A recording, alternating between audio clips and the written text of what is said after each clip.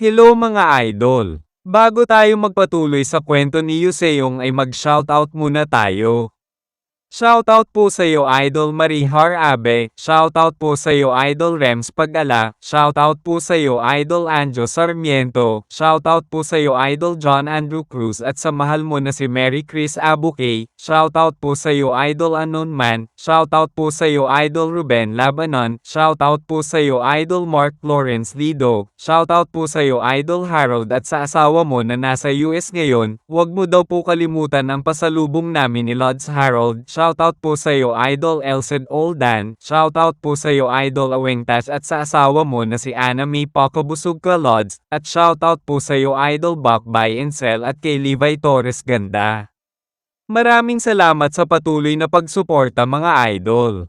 Sa pagpapatuloy, 15 minuto bago pa ang mga nangyari, tinanong ni Yuseong kung may lihim na utos ba ang Heavenly Oracle kay Master Honjin. Sinang-ayon na naman ito ni Master Honjin. Ayon pa dito na matagal nang hinahanap ng Chancellor Bongnam ang Shadowless Prowler simula nang nagpakita ulit ito sa Junguan. Sinabi naman ni Yuseong na ito pala ang rason kung bakit nasa Hangzhou si Master Honjin. Hindi naman pala talaga ito naghihintay sa kanya at ang rason talaga ay kumakalap ito ng impormasyon. Ayon naman kay Master Honjin na para mas tumpak, sinusubaybayan niya ang mga aktibidad ng First House of Chaos upang malaman ang kinaroroonan ng Shadowless Prowler. Nagtataka naman na napatanong si Yuseong kung bakit. Ayon naman kay Master Honjin na ang rason ay ito ay mas mahusay na paraan, nag-iisa lang siya para hanapin ang Shadowless Prowler, samantalang buong miyembro ng First House of Chaos ang naghahanap sa Shadowless Prowler. Kaya mas mabilis na mahahanap ng mga ito ang Shadowless Prowler kaysa sa kanya na mag-isa lang. Sa isip-isip ni Yuseong na si Master Honjin lang ang makakagawa ng ganitong mga pahayag na kapanipaniwala. Kailangan mong maging napakahusay para magamit ang First House of Chaos na tulad nito at makalabas ng buhay pagkatapos ng lahat, pag-unawa sa pagkakaiba sa pagitan niya at ng kanyang kaaway at pagkakaroon ng mga kasanayan upang magamit ito sa kanyang kalamangan. Yan ang nag-iisang Master Honjin nila. Bigla naman napahinto sila Yuseong nang may makita sa harap nila. Ayon kay Master Honjin na isa itong barrier. Ito pala ang rason kung bakit sinunog ng First House of Chaos ang kagubatan. Ayon naman kay Yuseong na ang bagay na ito pala ay hindi isang regular na sunog. Gumawa ang mga ito ng harang gamit ang apoy at usok. Ayon naman kay Master Honjin na ito ang unang pagkakataon na nakakita siya ng ganitong uri ng barrier. Hindi niya alam kung ano ang pwede mangyari kapag pumasok sila sa loob. Lagi tatandaan ni Yuseong ang kanilang layunin ay upang mahanap ang Shadowless Prowler. Kailangan agad nilang umalis sa oras na mahanap na nila ito. Ayon naman kay Yuseong na naiintindihan niya ito, kaya agaran ng pumasok ang dalawa sa loob ng makapal na usok.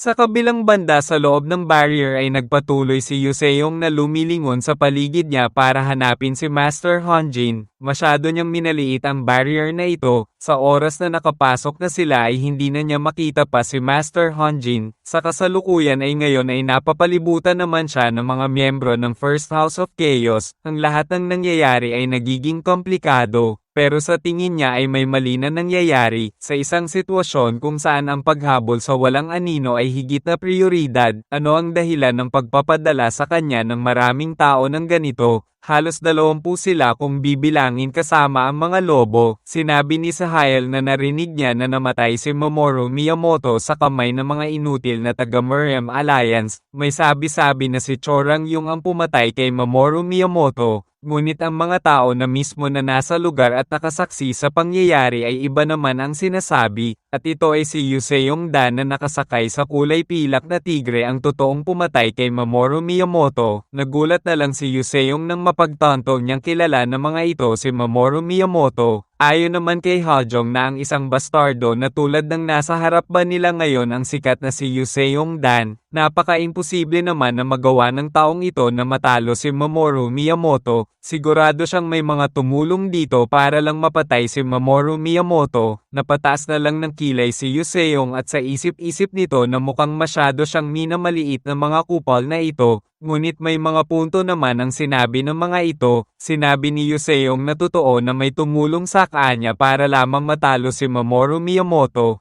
Tumatawa naman si Hajong habang sinasabi na hindi nga siya nagkamali. Sa isip-isip ni Yuseong na totoo naman na hindi lang siya mag-isa na nakipaglaban kay Mamoru Miyamoto. Ayon naman kay Hajong na malamang na sumakay lang si Yuseong sa Agos upang angkinin ang kaluwalhatian matapos ang mga mananakop ay pagod na sa pakikipaglaban sa hukbong timog at sa puwersa ng Zhejiang Merem. Talaga naman na nakakuha si Yuseong ng malaking reputasyon para sa sarili nito, napapangiti na lang si Yuseong at sa isip-isip nito na mukhang pati ang First House of Chaos ay marami nang narinig patungkol sa kanya. Kaso nga lang ay hindi siya masaya sa mga walang kwentang mga pinagsasabi ni Hajong. Sinabi ni Yuseong na hindi naman mali ang mga sinabi ni Hajong, nakatanggap nga siya ng maraming tulong mula sa hukbong timog pati na rin sa mga puwersa ng mandirigma ng Zhejiang at sa kanyang mga kaibigan. Alam niya sa sarili niya na hindi niya magagawang manalo laban kay Mamoru Miyamoto na wala ang tulong ng mga ito.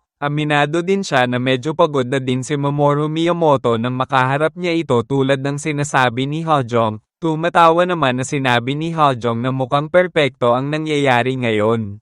Ibinigay ni Yuseong sa kanya ang lahat ng karangalan at kaluwalhatian na meron ito, kaya walang makikialam sa laban nila ni Yuseong. Siya nang bahala na pumatay dito ng mag-isa, hindi na lang makapaniwala si Yuseong sa nangyayari. Sa tingin niya na may hindi tama na nangyayari, ngayon ay sumuko na ang mga ito sa paghabol sa Shadowless Prowler sa kabuuan at ang mga ito ay nakatutok na sa kanya. Bigla naman gumamit si Master Honjin ng telepathy at sinabihan si Yuseong na nahanap na nito ang Shadowless Prowler. Kailangan na ni Yuseong umalis sa lugar na ito, at nang dahil sa mga nalaman ni Yuseong kay Master Honjin ay napapangiti na lang ito, na bahala naman ang mga taga First House of Chaos sa pinapakita ni Yuseong. Nagpalabas ang ating bida ng napakalakas na aura at sinabi nito na kung sa tingin ba talaga ni Hojing na kaya siya nito mag-isa, na bahala na lang si Sahayal at Hojing sa napakalakas na aura ni Yuseong. Ramdam nila ang nakamamatay na killing intent nito. Agara naman na naghanda si Sahayal at sinabihan niya si Hajong na hindi ito ang tamang oras para magbida-bida ito, kailangan nilang lumaban ng magkasama. Ayon naman kay Hajong na mag-isa lang siya lalaban kaya wag makialam si Sahayal sa kanila. Ginamit ni Hajong ang isang teknik na Dark Dragon Claw style, kung saan ay may malalaking kuko na papasugod sa kinaroroonan nila Yuseong at Jujo. Nagawa naman na maiwasan nila Yuseong ito.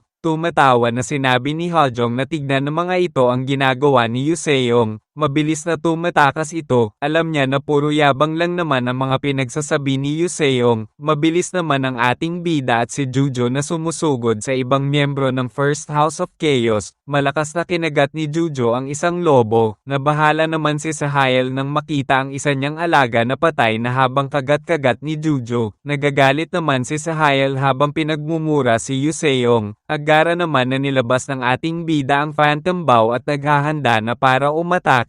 Sabay hila nito, at malakas na nilunsad ang atake papunta sa direksyon ni Hajong, na bahala naman si Hajong habang papalapit sa kanya ang atake ni Yuseong. Sa isip-isip nito na saan nanggaling ang bow ni Yuseong, nagawa naman ni Hajong maiwasan ng pag-atake. Sa isip-isip ni Hajong na muntikan na siya doon, kung hindi lang sana mintis ang pag-atake sa kanya ni Yuseong ay baka patay na siya ngayon. Subalit habang nag-iisip pa ng malalim si Hajong ay mabilis na nakalipat na si Yuseong sa likod nito nang hindi nito namamalayan, at malakas na sinipa ni Yuseong ito na direktang tumama sa pagmumuka nito, at sa sobrang lakas ng pagkakasipa ng ating bida ay nagpaikot-ikot ang katawan ni Hajong habang tumatalsik sa malayo. Hindi na lang makapaniwala si Sahayal at ang iba pang miyembro ng First House of Chaos sa mga nangyari. Agara naman ng sumugod ang iba pang miyembro ng First House of Chaos nang sabay-sabay papunta kay Yuseong.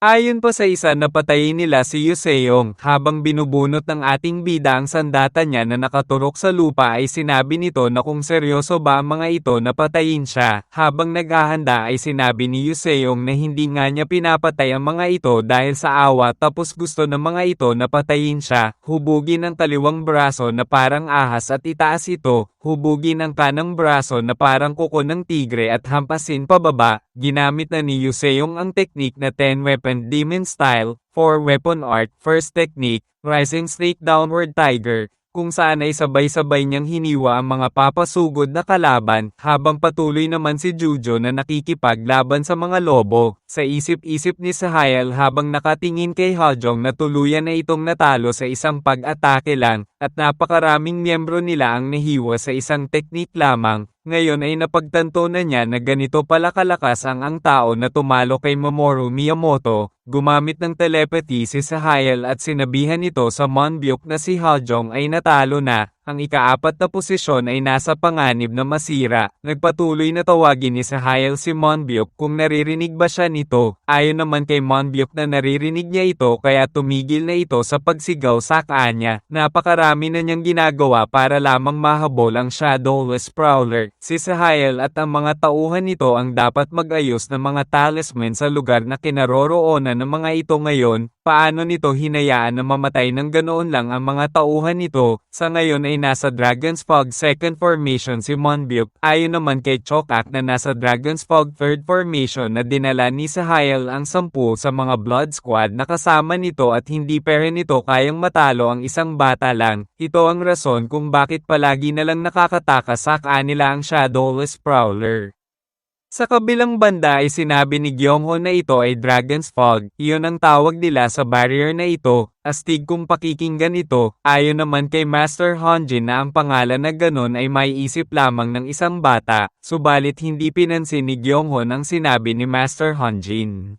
At sinabi nito na iba ang layunin ng barrier na ito sa mga ginagamit ng Merem Alliance, madali man makapasok sa loob nito, ngunit ito ay hindi kapani-pani walang mahirap na makalabas pa sa barrier na ito. Sa isip-isip ni Master Honjin na may kakaiba siyang nararamdaman sa kina ito, puot, paghihiganti, hinanakit, at galit, pinaghalong hindi mabilang na dark key, at lahat ng ito ay nagpapataas ng lakas ng apoy na iyon. Sinabi ni Gyeonghon na narinig niya na si Master Honjin ang pinakamahusay na gumagamit ng apoy sa legal na Pakseian. Honjin, the blade of the engulfing flames. Kung tama ba siya, pahabol pa ni Gyeonghon na paano kung magtagisan sila para malaman nila kung sino ang tunay na Diyos ng apoy ngayon. Ayon naman kay Master Honjin na masyado na siyang matanda para sa mga ganoong bagay. Sinabi naman ni Gyeonghon na ang mananalo ay ang makakakuha sa Shadowless Prowler. Kung mananalo si Master Honjin ay hahayaan niya itong makaalis dito ng ligtas sa lugar na ito. Ano ang masasabi ni Master Honjin sa suhestyon niya? Natahimik na lang si Master Honjin dito, napapangiti na lang si Gyeonghon habang hinihintay ang tugon nito, sabay na nagpalabas na ng mga apoy ang dalawa, at mabilis na umatake sa isa't isa kung saan makikita natin ang tagisan ng apoy na pula at apoy na violet. Agara naman na naghanda si Master Honjin ng isang atake sa daliri nito, napansin naman ito ni Gyeonghon, kaya naghanda na rin ito ng isa din na pag-atake gamit ang sigarilyo nito, at sabay lunsad ng teknik na Black Flame Sword kung saan ay nabahala si Master Honjin dito, kaya agara na din niya nilunsad ang teknik na Engulfing Flame Finger, Flame Mist. Napapangiti na lang si Gyeonghon habang nilalamon ng apoy ni Master Honjin. Sa isip-isip nito na ginamit ni Master Honjin ang Engulfing Flame Finger, ginagamit nito ang init para subukan siyang lokohin. Ito ay nagpapaalala sa kanya ng drifting phantom step niya. Mabilis na nakalipat si Master Honjin sa may puno. Nagulat na lang si Master Honjin sa nakikita niya. Hindi na lang siya makapaniwala sapagkat biglang nawala si Gyeonghon at nakatakas sa pag-atake niya.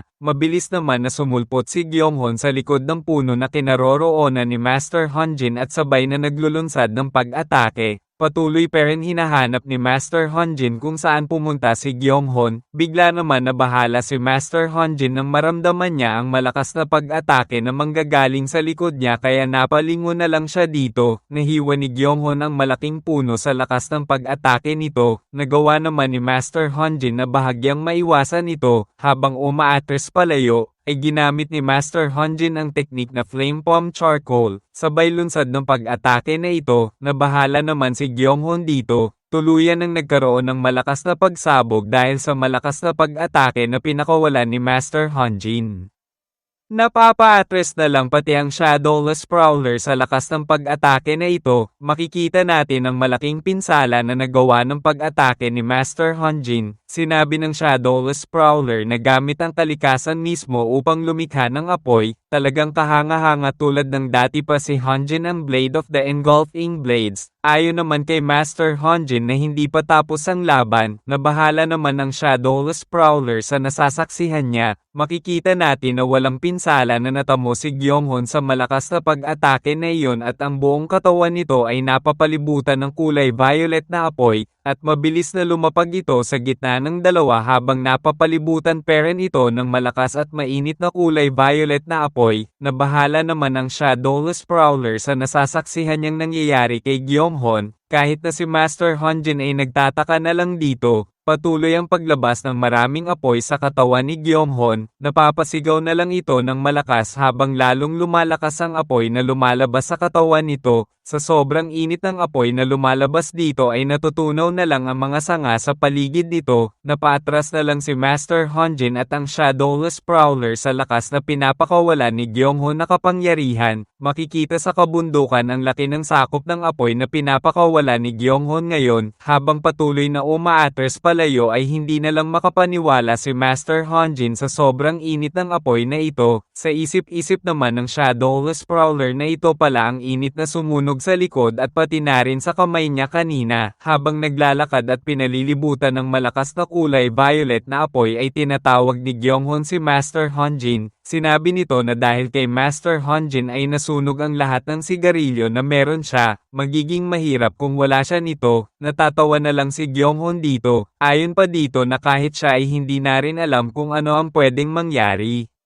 Sa kabilang banda ay makikita natin na tuluyan ng nawala ng malay si Hajong dahil sa malakas na pagsipan ni Yuseong. Habang nakaharap sa mga kalaban ay napagtanto ni Yuseong na tumigil ang mga ito sa pag-atake. Natural lang sapagkat ang inakala nilang mahinang lobo ay tigre pala. Gumamit ng telepathy si Master Honjin at sinabi nito kay Yuseong na ang barrier ay katulad sa mist formation. Ayon naman kay Yuseong na kung ang tinutukoy ba ni Master Honjin ay ang formation na ginamit sa True Dragon Phoenix exam, sinang-ayon na naman ito ni Master Honjin at mismong si Gyeonghon ang nagsabi na natutunan niya ito sa Dragon Phoenix exam at ginawa niya lang ng konti pagbabago. Hindi niya alam kung ilang formation ang binuo ng mga ito, malamang na umabot ang mga ito sa paggawa ng 6 na puntos, ito ay magiging hindi bababa sa 4 o mga 5 para mas sigurado. Ayon naman kay Yuseong na naiintindihan niya ito, siya na ang bahala na tignan at pag-aralan ang barrier na ito. Sinabi naman ni Master Honjin na kailangan ni Yuseong bilisan sapagkat ang mga bagay-bagay dito ay mas lalo pang umiinit. Agara na naglunsad ng pag-atake si Gyeonghon na nagawa naman ni Master Honjin na maiwasan ito. Patuloy na pinalalakas ni Gyeonghon ang apoy na lumalabas sa katawan nito. Napapangiti na lang si Gyeonghon habang patuloy na inaatake si Master Honjin. Sa kabilang banda ay may sudden mission na lumabas at ito ay ang hanapin ni Yuseong ang mga base ng pagbuo ng mist formation at sirain ang mga ito. Sa isip-isip ni Yuseong na timing ang paglabas ng mission, subalit nagtataka na lang siya kung bakit may isa nang nasira sa mga ito. Sa tingin niya na ang Shadowless Prowler ang some iron nito, napansin ni Yuseong ang mga puno na may nakalagay na talisman, kaya napataas na lang ang kilay nito, at napagtanto na niya na kaya pala kinakabahan ang mga taga First House of Chaos at hindi ito dahil sa kanya, hindi rin siya ang rason kung bakit pumunta ang mga ito dito sa lugar na ito. Ang dahilan ay ang lugar na ito ay ang isa sa mga base ng formation. Ang pag-alam sa lokasyon ng isa ay nagpapadali sa paghanap pa sa iba. Ito ay ang 4-point symmetry. Sinabi noon ng instructor nila sa Million Book Athenaeum na nagkaroon ng insidente noong nakaraang taon sa True Dragon Phoenix exams kung saan ang First House of Chaos ay nagawang makapasok sa barrier. Sinamantala ng mga ito ang kahinaan ng 4-point formation para guluhin ang hadlang at makapasok. Sa isip-isip ni Yuseong na para isipin na magagamit niya talaga ang isang bagay na natutunan niya, ito na ang oras para gawin ang mga bagay na ginawa noon ng First House of Chaos sa True Dragon Phoenix exam. Pupunta siya sa kabilang panig ng barrier na ito. Sabay mabilis na sumugod si Yuseong palapit kay Sahael, ayon naman kay Sahael na lumapit masaka niya si Yuseong para putulan niya ito ng ulo, agara naman naglunsad si Sahael ng pag-atake kay Yuseong, subalit ginamit ng ating bida ang scattering image, at nakalipat ito sa kinaroroonan ni Jujo. Sinabihan na rin niya si Jujo na aalis na sila dito, nagtataka na lang si Sahael kung ano ang pinaplano ni Yuseong, mabilis na umalis na sila Yuseong at Jujo sa lugar.